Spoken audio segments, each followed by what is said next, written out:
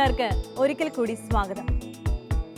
മിഷനെ അറിയുവാൻ, മിഷനെ സ്നേഹിക്കുവാൻ, മിഷണറി ആകുവാൻ സീറോ മലബാർ സഭയുടെ പ്രേക്ഷിത മുന്നണിയായ സെയിന്റ് തോമസ് മിഷണറി സൊസൈറ്റിയുടെ സുവർണ ജൂബിലി സമ്മാനം കടുകുമണി അപ്പസ്തലോയി അയക്കപ്പെട്ടവർ. MSTയുടെ മാധ്യമ വിഭാഗമായ ഇമ്പാക്റ്റും ശാലോം ടിവിയും ചേർന്നൊരുക്കുന്ന ഈ വിശ്വാസ പരിശീലന കളരിയിലേക്ക് ഏവർക്കും സ്വാഗതം. ഓരോ എപ്പിസോഡും നമുക്ക് സമ്മാനിക്കുന്നത് പുതിയ പുതിയ വിജയികളെയാണ്. കഴിഞ്ഞ എപ്പിസോഡിലെ ചോദ്യങ്ങളും ഉത്തരങ്ങളും അവയുടെ വിജയിയും ആരും നമുക്ക് നോക്കാം. 1. മത്തായി 16:26 വചനം മാനസാന്തരത്തിന് ഇടയാക്കിയ വിശുദ്ധൻ ആരാണ്? ഉത്തരം ഫ്രാൻസിസ് സേവിയർ. ചോദ്യം 2. വഴിയും സത്യവും ജീവനും ഞാനാകുന്നു എന്ന സുവിശേഷത്തിൽ എവിടെയാണ് നാം വായിക്കുന്നത്? ഉത്തരം യോഹന്നാൻ 14:6. ഇനി കഴിഞ്ഞ എപ്പിസോഡിലെ വിജയി ആരെന്ന് നമുക്ക് നോക്കാം.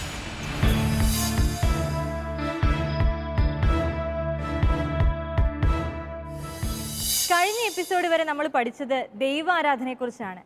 ദൈവാരാധനയുടെ വിവിധ ഭാഗങ്ങളെക്കുറിച്ച് നമ്മൾ പഠിച്ചു. വിശുദ്ധ കുർബാനയെക്കുറിച്ച് പഠിച്ചു, വിശുദ്ധ കുർബാനയിലെ അടയാളങ്ങളെക്കുറിച്ച് പഠിച്ചു, പ്രതീകങ്ങളെക്കുറിച്ച് പഠിച്ചു. ഇനി യാമപ്രാർത്ഥനകളുണ്ട്, കൂദാശകളുണ്ട്, കൂദാശ അനുകരണങ്ങളുണ്ട്.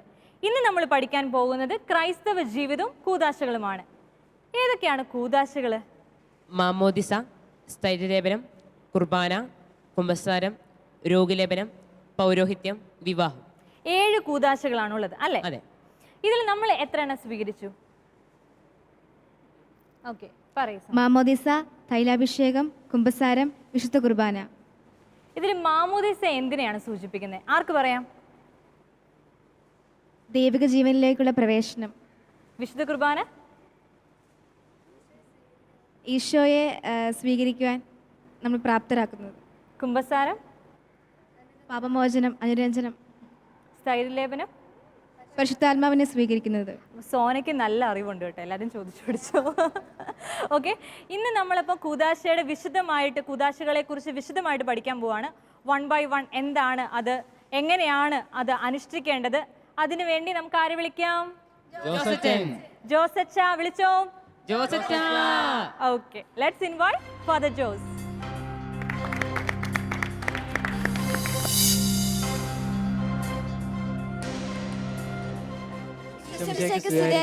ഇപ്പോഴും എപ്പോഴും സ്തുതിയായിരിക്കട്ടെ. പ്രിയ കടുകുമണി കൂട്ടുകാരെ, നമുക്കിരിക്കാം.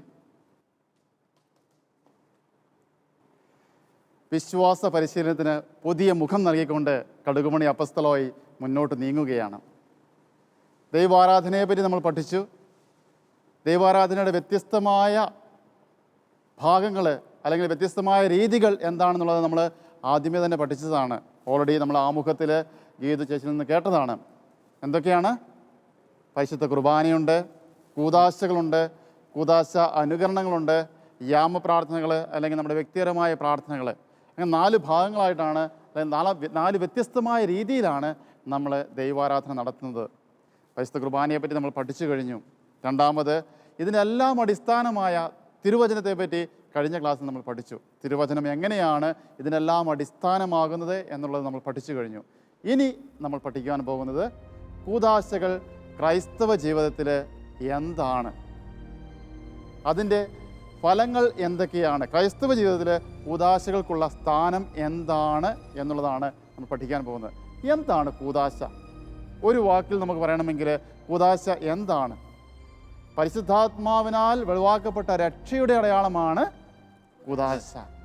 നമുക്കറിയാം, അദൃശ്യമായ ആ രക്ഷ ദൃശ്യമാക്കുന്ന പ്രവൃത്തികളാണ് കൂദാശ. ദൈവം നമുക്ക് നൽകിയ ആ രക്ഷ അത് നമുക്ക് അനുഭവിക്കാൻ വേണ്ടി ദൃശ്യമായ രൂപത്തിൽ സഭ, യേശുനാഥനിലൂടെ സഭ സ്ഥാപിച്ചിരിക്കുന്ന വ്യത്യസ്തമായ അടയാളങ്ങളാണ് കൂദാശകൾ. അപ്പോൾ നമുക്കറിയാം, ഏറ്റവും കൂദാശകളിൽ കൂദാശ എന്ന് വേണമെങ്കിൽ നമുക്ക് പറയാം യേശുനാഥനെ തന്നെ പറയാം. കാരണം അദൃശ്യമായിരുന്ന ദൈവത്തെ ദൃശ്യമാക്കിയതാണ്, മനുഷ്യാവതാരത്തിലൂടെ നമുക്ക് ദൃശ്യമാക്കിയതാണ് യേശുനാഥൻ. ആ രക്ഷ, പിതാവായ ദൈവത്തെ നമുക്ക് കാണിച്ചു തന്നത് ആ രക്ഷ. അപ്പോൾ കൂദാശകളുടെ കൂദാശ അല്ലെങ്കിൽ യഥാർത്ഥ കൂദാശ എന്ന് പറയുന്നത് എന്താണ്? ഈശോനാഥൻ തന്നെയാണ്. ഈശോ തന്നെയാണ് യഥാർത്ഥത്തിലുള്ള കൂദാശ. കാരണം അദൃശ്യമായത് ദൃശ്യമായതാണ്. രക്ഷ മനുഷ്യനായി അവതരിച്ചത്. അതാണ്. അപ്പോൾ ഓരോ കുദാശകളിൽ പങ്കെടുക്കുമ്പോൾ നമ്മൾ മനസ്സിലാക്കണം, നമ്മൾ യേശുനാഥനെയാണ് കാണുന്നത്, യേശുനാഥനെയാണ് അനുഭവിക്കുന്നത്. കാരണം കുദാശകൾ നടത്തുന്നത് ആരാണ് യഥാർത്ഥത്തിൽ? കുദാശകൾ നമുക്ക് നൽകുന്നത് ആരാണ് യഥാർത്ഥത്തിൽ? ഈശോനാഥൻ തന്നെയാണ്. പുരോഹിതനിലൂടെ ആ കുദാശകൾ നമുക്ക് നൽകുന്നത് ഈശോനാഥൻ തന്നെയാണ്. അപ്പം അതുകൊണ്ടാണ് ഞാൻ പറഞ്ഞത് കുദാശകൾ തീർച്ചയായിട്ടും ഈശോനാഥൻ തരുന്നതായതുകൊണ്ട് കുദാശ, യഥാർത്ഥത്തിലുള്ള കുദാശകളുടെ കുദാശ എന്ന് വേണമെങ്കിൽ പറയാം. യഥാർത്ഥ കുദാശ ഈശോനാഥൻ തന്നെയാണ്.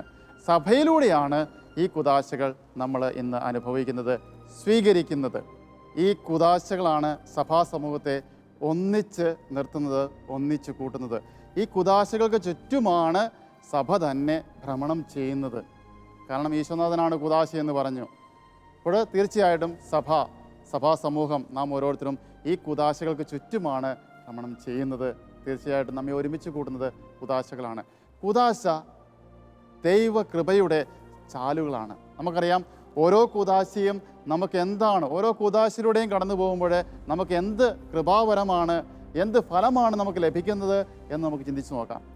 അത് മനസ്സിലാക്കുമ്പോൾ തീർച്ചയായിട്ടും ഈ കുദാശകളിലാണ് നമ്മൾ ജീവിക്കുന്നത്, ഈ കുദാശയാണ് നമ്മളെ ഒരുമിച്ച് കൂട്ടുന്നത്, ഈ കുദാശയാണ് സഭാസമൂഹത്തെ ഒരുമിച്ച് കൂട്ടുന്നത്, സഭാസമൂഹത്തെ ഉണ്ടാക്കുന്നതെന്ന് നമുക്ക് മനസ്സിലാക്കാൻ സാധിക്കും. അതോടൊപ്പം തന്നെ ഈ കുദാശ യേശുനാഥൻ തന്നെയാണ് എന്ന് മനസ്സിലാക്കാൻ സാധിക്കും. അങ്ങനെയാണെങ്കിൽ ഞാൻ ചോദിക്കട്ടെ, പവിത്ര, മാമോദീസയിലൂടെ നമുക്ക് ലഭിക്കുന്ന ഫലം എന്താണ്? അല്ലെങ്കിൽ മാമോദീസ സ്വീകരിക്കുന്ന നമുക്കുണ്ടാകുന്ന വ്യത്യാസം എന്താണ്? ദൈവമക്കളായി വീണ്ടും ജനിക്കുന്നു. Very good. മാമോദീസയിലൂടെ ദൈവമക്കളായി നമ്മൾ വീണ്ടും ജനിക്കുകയാണ്. തീർച്ചയായിട്ടും വരുന്ന ക്ലാസ്സുകളിലൊക്കെ നമ്മൾ ഓരോ കുദാശകളെ പറ്റിയും വ്യക്തമായിട്ടും ആഴത്തിൽ പഠിക്കാൻ പോവുകയാണ്. അപ്പോൾ നമ്മൾ വ്യക്തമായിട്ട് പഠിക്കും. പക്ഷേ ഒറ്റ വാക്കിൽ പറയുകയാണെങ്കിൽ കുദാശയിലൂടെ നമ്മൾ ദൈവമക്കളായി ജനിക്കുകയാണ്. അപ്പോൾ നോക്കിയേ, നമ്മൾ വീണ്ടും ജനിക്കുകയാണ്. ദൈവമക്കളെ ആത്മാവിലും സത്യത്തിലും നമ്മൾ വീണ്ടും ജനിക്കുകയാണ്. ജലത്താലും ആത്മാവിനാലും വീണ്ടും ജനിക്കുന്നില്ലെങ്കിൽ നീ എന്നോടൊപ്പം ഉണ്ടായിരിക്കില്ല എന്ന് യേശുനാഥൻ തന്നെ പറഞ്ഞതാണ്. അതാണ് വീണ്ടും ജനിക്കുക എന്ന് പറഞ്ഞത്.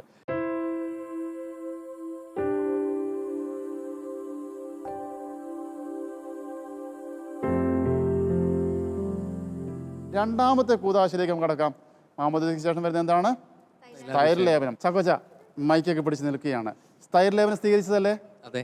സ്ഥൈര്യലേപനം സ്വീകരിച്ച വഴിയായിട്ട് നമുക്ക് ലഭിച്ചിരിക്കുന്ന ഫലം എന്താണ്? അല്ലെങ്കിൽ അതിൽ നിന്ന് നമുക്കുണ്ടാകുന്ന വ്യത്യാസം എന്താണ്? പരിശുദ്ധാത്മാവിൻ്റെ ശക്തിയാൽ നിറയും. പരിശുദ്ധാത്മാവിൻ്റെ ശക്തിയാൽ നമ്മൾ നിറയുകയാണ്. പരിശുദ്ധാത്മാവിനാൽ നിറയുകയാണ് സ്ഥൈര്യലേപനത്തിലൂടെ നമുക്ക് സംഭവിക്കുന്നത്. അപ്പോൾ പുതുജന്മം ലഭിക്കുന്നു. മാമോദീസയിലൂടെ നമ്മൾ പുതിയ സൃഷ്ടിയാവുകയാണ്, പുതിയതായി യേശുവിൽ ജനിക്കുകയാണ്. ആ യേശുവിൽ ജനിച്ച നമുക്ക് പരിശുദ്ധാത്മാവിനെ നൽകുന്ന കുദാശയാണ് സ്ഥൈര്യലേപനം.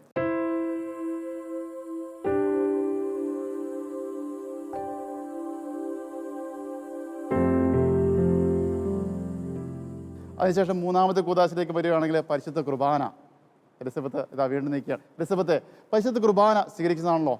തീർച്ചയായിട്ടും ആദ്യ കുർബാനയൊക്കെ കഴിഞ്ഞതാണ്, കുർബാന സ്വീകരിക്കുന്നതാണ്, കുർബാന പങ്കെടുക്കുന്നതാണ്. ഈ പരിശുദ്ധ കുർബാന സ്വീകരിക്കുന്ന വഴിയായിട്ട് എലിസബത്തിൽ ഉണ്ടാകുന്ന വ്യത്യാസം അല്ലെങ്കിൽ എന്ത് ഫലമാണ് ലഭിക്കുന്നത്?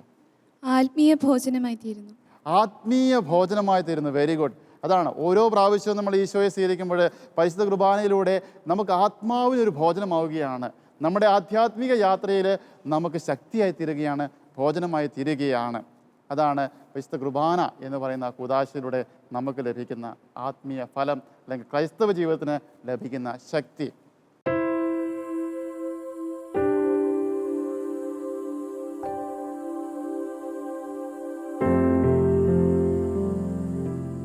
ഇനി അതിനുശേഷം നമ്മൾ സ്വീകരിക്കേണ്ട കൂദാശ, സ്വീകരിക്കുന്ന കൂദാശ ഏതായിരിക്കണം? കുമ്പസാരം. കുമ്പസാരം. ഓക്കെ, കുമ്പസാരം. അശ്വിൻ കുമ്പസാരിക്കാറുണ്ട്?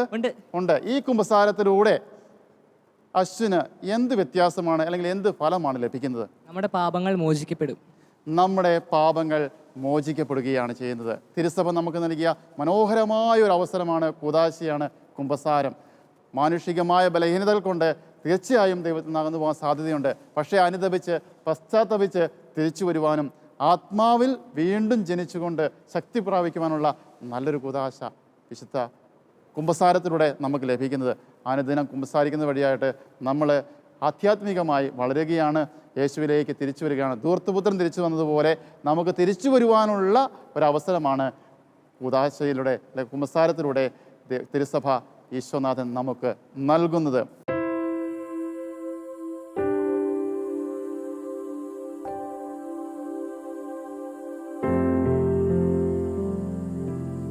അതിനുശേഷം നമ്മൾ ചിന്തിക്കുകയാണെങ്കിൽ കുമ്പസാരത്തിന് ശേഷം വരുന്ന കൂദാശയാണ് രോഗീലേപനം. രോഗീലേപനം. സ്വീകരിച്ചിട്ടുണ്ടായിരിക്കുമല്ലോ? ഇല്ല, തീർച്ചയായിട്ടും. എങ്കിൽ പോലും നമുക്കറിയാം, നമ്മളൊക്കെ പഠിച്ചിരിക്കുന്നതാണ് രോഗീലേപനത്തിലൂടെ നമ്മൾ ആ കൂദാശ സ്വീകരിക്കുന്ന വഴിയായിട്ട് നമുക്ക് ലഭിക്കുന്ന ആധ്യാത്മിക ഫലം എന്താണ്, ക്രൈസ്തവ ജീവിതത്തിൽ രോഗീലേപനത്തിൻ്റെ സ്ഥാനം എന്താണ് എന്നുള്ളത് നമുക്കെല്ലാവർക്കും അറിയാവുന്നതാണ്. അനുവിന് അറിയാൻ പറ്റുമോ? പറയാൻ പറ്റുമോ? യെസ്, പറഞ്ഞു നോക്കിയേ. ആത്മീയവും ശാരീരികവുമായ സൗഖ്യം. ആത്മീയവും ശാരീരികവുമായ സൗഖ്യമാണ് രോഗീലേപനത്തിലൂടെ നമുക്ക് ലഭിക്കുന്നത്. പലപ്പോഴും നമ്മൾ അറിഞ്ഞോ അറിയാതെ ചിന്തിക്കുന്നതാണ് മരിക്കാൻ പോകുന്നവർക്ക് മാത്രം കൊടുക്കുന്ന കുദാശയാണ് രോഗീലേപനം എന്നൊക്കെ. അല്ല, ആത്മീയവും ശാരീരികവുമായ സൗഖ്യം ലഭിക്കുവാൻ വേണ്ടി സഭ സ്ഥാപിച്ചിരിക്കുന്ന, യേശുനാഥൻ സഭയിലൂടെ സ്ഥാപിച്ചിരിക്കുന്ന കുദാശയാണ് രോഗീലേപനം. ആത്മീയവും, അതാണ് പ്രധാനപ്പെട്ട, ആത്മീയവും ശാരീരികവുമായ സൗഖ്യം ലഭിക്കുന്ന നൽകുന്ന കുദാശയാണ് രോഗീലേപനം.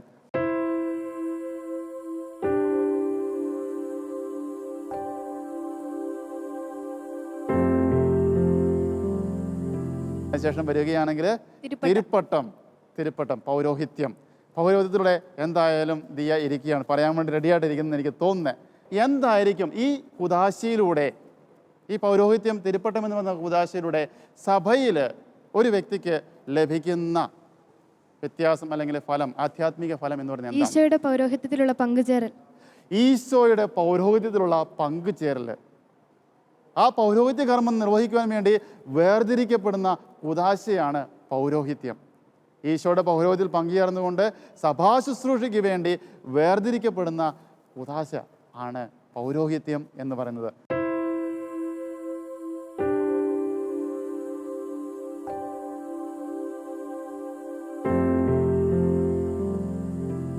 അവസാനത്തത് വിവാഹം. നമുക്കറിയാം, എല്ലാവർക്കും ജോഫിൻ്റെ ചിരി കണ്ടാൽ തന്നെ അറിയാം, ജോഫിന് ഇങ്ങനെ അതിനെന്തോ ഉത്തരം പറയാൻ വേണ്ടിയാണ് കാത്തിരിക്കുന്നത്. ജോഫിനെ, വിവാഹം എന്ന കുദാശയിലൂടെ സഭയിൽ നമുക്ക് ലഭിക്കുന്ന, ആധ്യാത്മിക ജീവിതത്തിൽ നമുക്ക് ലഭിക്കുന്ന ഫലം എന്താണ്? സൃഷ്ടികർമ്മത്തിൻ്റെ പരിവർത്തനം. സൃഷ്ടികർമ്മത്തിൽ നമ്മൾ പങ്കാളികളാകുവാൻ വേണ്ടി പരസ്പര സ്നേഹത്തിൽ കുടുംബമായി തീർന്നുകൊണ്ട് ദൈവം ആരംഭിച്ച ആ സൃഷ്ടികർമ്മത്തിൽ പങ്കുചേരുക എന്നുള്ളതാണ് ഈ കുദാശയിലൂടെ, വിവാഹം എന്ന കുദാശയിലൂടെ സഭ ഉദ്ബോധിപ്പിക്കുന്നത്.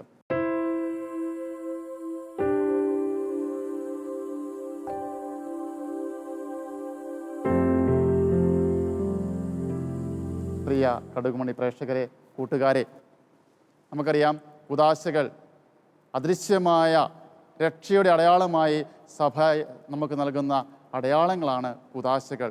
ഈ കുദാശകളുടെ അർത്ഥം മനസ്സിലാക്കി നമ്മളത് സ്വീകരിക്കുമ്പോൾ അദൃശ്യമായ ആ രക്ഷയാണ് നമ്മൾ കാണുന്നത്, അനുഭവിക്കുന്നത്, സ്വീകരിക്കുന്നത്. അതായിരിക്കണം നമ്മുടെ ശക്തി. നമ്മുടെ ആധ്യാത്മിക യാത്രയിൽ, സ്വർഗം പോകുവാൻ വേണ്ടി നമ്മൾ നടത്തുന്ന ആ യാത്രയിൽ നമുക്ക് രക്ഷയായി, നമുക്ക് ശക്തിയായി സഭ സ്ഥാപിച്ചിരിക്കുന്ന ദൃശ്യമായ അടയാളങ്ങളായ ഈ കുദാശകൾ നമ്മൾ സ്വീകരിക്കുമ്പോൾ നമ്മൾ ഓർക്കണം, നമ്മൾ രക്ഷയാണ് സ്വീകരിക്കുന്നത്. കുദാശകളുടെ കുദാശ എന്ന് പറയപ്പെടുന്ന ഈശോയെ തന്നെയാണ് നമ്മൾ സ്വീകരിക്കുന്നത് എന്ന് മനസ്സിലാക്കി നമുക്ക് കുദാശകളെ സമീപിക്കാം. അത് നമ്മുടെ ജീവിതത്തിന് വഴിത്തിരിവാകട്ടെ, ശക്തിയാകട്ടെ എന്ന് പ്രാർത്ഥിക്കുകയും ചെയ്യുന്നു. ദൈവം നിങ്ങളെ ഓരോരുത്തരെയും അനുഗ്രഹിക്കട്ടെ. എന്തായി ജോസച്ചേലിന് കുദാശകളെ കുറിച്ചൊക്കെ പഠിച്ചു? ഓക്കെ, എന്താണ് കുദാശ? അദൃശ്യമായ ദൈവിക ജീവന്റെ ദൃശ്യമായ അടയാളങ്ങളാണ് കുദാശകൾ. ആ വാക്കിന്റെ അർത്ഥമോ? വിശദീകരിക്കുക. അപ്പൊ എല്ലാരും ശ്രദ്ധയോടെ കേട്ടിരുന്നു അല്ലേ?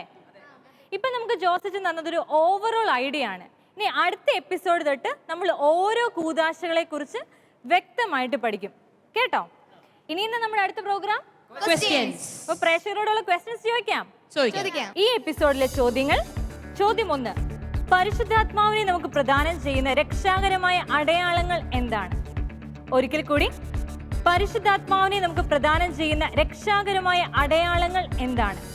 ചോദ്യം 2, കൂദാശ എന്ന സുറിയാനി വാക്കിന്റെ അർത്ഥം എന്താണ്? കൂദാശ എന്ന സുറിയാനി വാക്കിന്റെ അർത്ഥം എന്താണ്? നിങ്ങൾ ഉത്തരങ്ങൾ അയക്കേണ്ട ഫോമാറ്റ്: നിങ്ങളുടെ പേര്, വീട്ടുപേര്, ഇടവക, 9A സ്പേസ് ഉത്തരം 9B സ്പേസ് ഉത്തരം. അയക്കേണ്ട നമ്പർ 9495787676. ഈ നമ്പറിലേക്ക് വാട്സപ്പ് മെസ്സേജായോ ടെക്സ്റ്റ് മെസ്സേജായോ നിങ്ങളുടെ ഉത്തരങ്ങൾ എഴുതി അറിയിക്കുക. ഈ എപ്പിസോഡിന് ഒരു പ്രത്യേകതയുണ്ട്. ഇത് 9ാമത്തെ എപ്പിസോഡാണ്. ഇനി ഒന്നും കൂടെ കഴിഞ്ഞാൽ എന്താ പ്രത്യേകത നിങ്ങൾക്ക് പറയാവോ? 10ാമത്തെ എപ്പിസോഡാവും. 10ാമത്തെ എപ്പിസോഡായിരിക്കും. അപ്പം നമ്മുടെ ഒരു ഓഫേഴ്സിൻ്റെ അകത്തുള്ള ഒരു കാര്യമുണ്ട്. 10 എപ്പിസോഡിൽ കണ്ടിന്യൂസ് ആയിട്ട് ശരി ഉത്തരം അയക്കുന്നവർക്ക് എന്താ ഓഫർ? അപ്പൊ അതുകൊണ്ട് ഇത് തെറ്റിക്കാതെ കൃത്യമായിട്ട് തന്നെ ഉത്തരങ്ങൾ ഞങ്ങളെ എഴുതി അറിയിക്കുക. ഇതോടുകൂടി ഇന്നത്തെ എപ്പിസോഡ് ഇവിടെ പൂർണ്ണമാകുന്നു. ഏവർക്കും നന്ദി.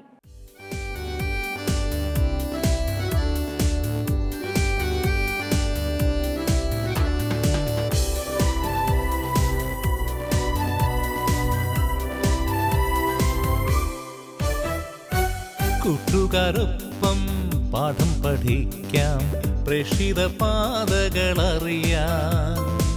പ്രേക്ഷിതവയലിൽ വേലകൾ ചെയ്യാൻ നാഥനോടൊപ്പം പോകാം. ഭൂമിതിലെങ്ങും സാക്ഷികളാകാൻ അയക്കപ്പെട്ടവർ നാം. കടുകുമണി അപ്പോസ്തലനായി ലൗദ മിഷൻ, കടുകുമണി അപ്പോസ്തലനായി ലൗദ മിഷൻ, കടുകുമണി അപ്പോസ്തലനായി ഫോർ ദ മിഷൻ.